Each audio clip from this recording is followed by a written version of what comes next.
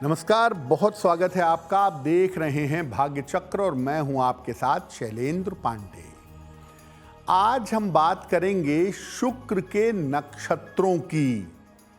शुक्र के नक्षत्र जीवन में कैसा प्रभाव पैदा करते हैं और अगर आपका जन्म शुक्र के नक्षत्रों में हुआ है तो जीवन पर इसका कैसा प्रभाव पड़ने वाला है। हम आज बात कर रहे हैं शुक्र के नक्षत्रों के बारे में।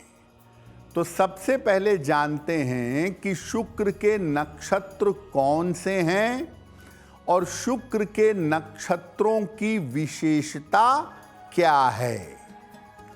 देखिए, शुक्र के 3 नक्षत्र हैं, भरणी, पूर्वा फाल्गुनी और पूर्वाषाढ़ा। शुक्र के नक्षत्र सामान्यतः आनंद देने वाले, आनंददायक और शुभ माने जाते हैं। चंद्रमा अगर आपकी कुंडली में इन नक्षत्रों में है तो चंद्रमा का इन नक्षत्रों में होना अच्छा है।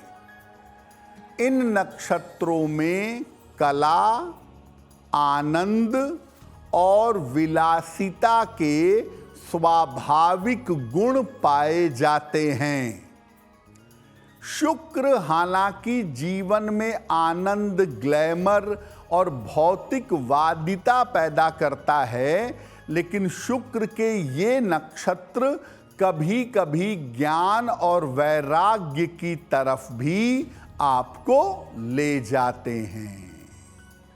तो शुक्र के 3 नक्षत्रों के बारे में हमने जाना। अब बात करते हैं विस्तार से शुक्र के पहले नक्षत्र के बारे में, जिसका नाम है भरणी।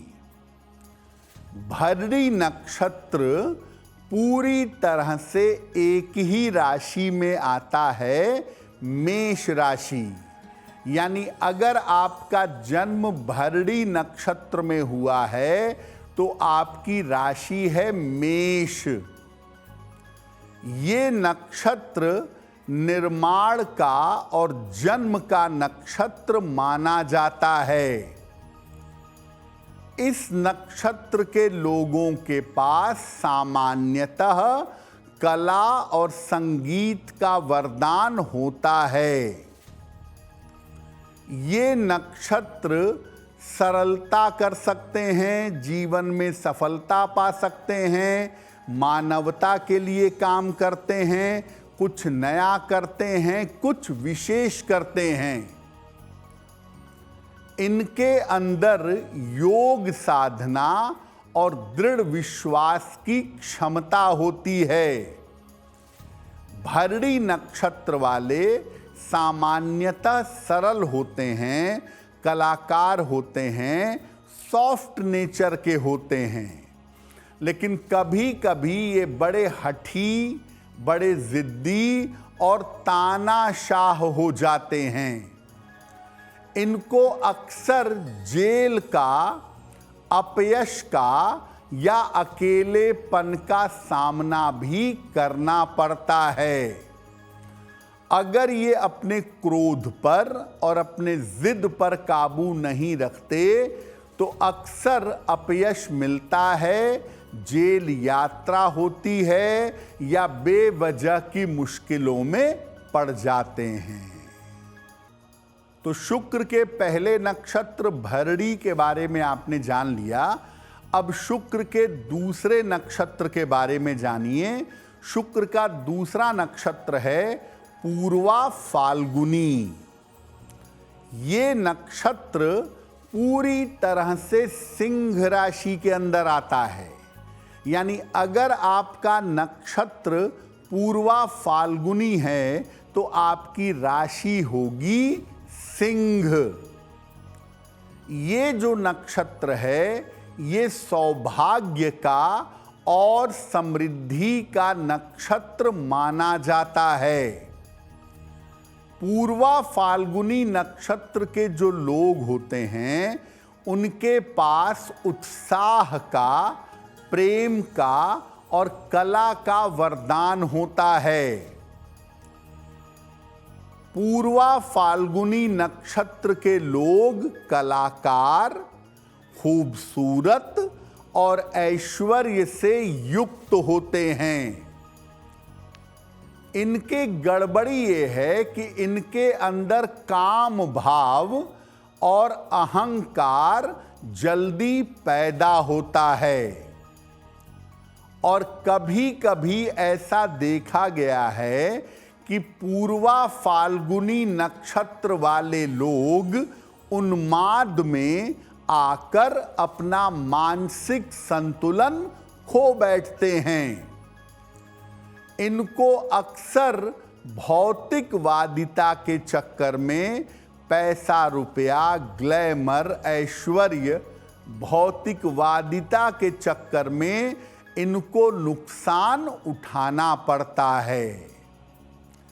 पूर्वा फाल्गुनी नक्षत्र भी सॉफ्ट नेचर का नक्षत्र है, लेकिन एक भाषा में कहें तो बहुत जल्दी ये अय्याशी के चक्कर में पड़ते हैं, पैसे का, समय का दुरुपयोग करते हैं और कभी कभी सही मार्ग से भटक जाते हैं। अब बात करते हैं शुक्र के तीसरे नक्षत्र के बारे में। शुक्र का तीसरा नक्षत्र है पूर्वाषाढ़ा नक्षत्र।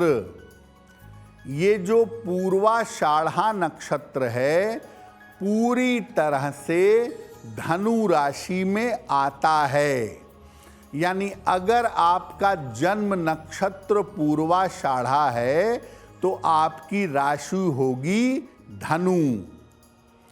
इसका अर्थ है अपराजेय या अजेय, जिसको जीतना असंभव हो, जिसको हराना असंभव हो, ये अर्थ है पूर्वाषाढ़ा का। ये नक्षत्र दुनिया भर में नाम और यश फैलाता है और नाम यश फैलाने से संबंध रखता है। इस नक्षत्र के लोगों के पास अंतर्दृष्टि की, इंट्यूशन की ताकत, इंट्यूशन की क्षमता पाई जाती है। पूर्वाषाढ़े वाले आध्यात्मिक होते हैं और वाणी की शक्ति इनके अंदर पाई जाती है। अमूमन पूर्वाषाढ़ा नक्षत्र के लोग ज्ञानी होते हैं, इंट्यूशन होता है, अच्छा बोलते हैं, अच्छा प्रेजेंट करते हैं। लेकिन कभी कभी ये लोग बहुत अहंकारी और बहुत ज़्यादा खुराफाती हो सकते हैं, बहुत ज़्यादा खर्चीले हो सकते हैं। ये अत्यधिक क्रोध करते हैं। पूर्वाषाढ़ा वाले सामान्यतः क्रोधी होते हैं और क्रोध में खुद को नुकसान पहुंचा लेते हैं। अब वक्त हो गया है ऐसा क्यों का। ऐसा क्यों में हम आपके मन और जीवन से जुड़ी हुई तमाम समस्याओं का समाधान करने का प्रयास करते हैं।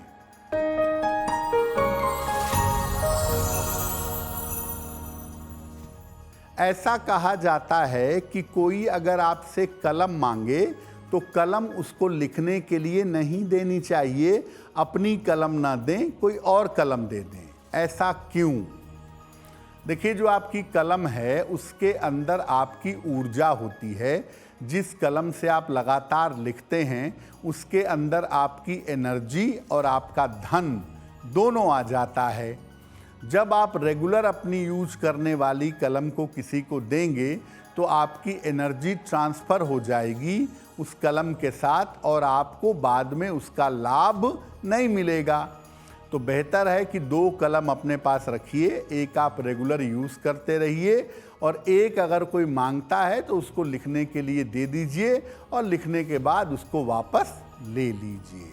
अगर आप मुझसे जुड़ करके अपनी समस्याओं का समाधान चाहते हैं और चाहते हैं कि आपकी समस्याओं को ज्योतिष के माध्यम से सुलझाया जाए तो आप हमसे संपर्क कर सकते हैं, जुड़ सकते हैं। एस्ट्रो तक पर।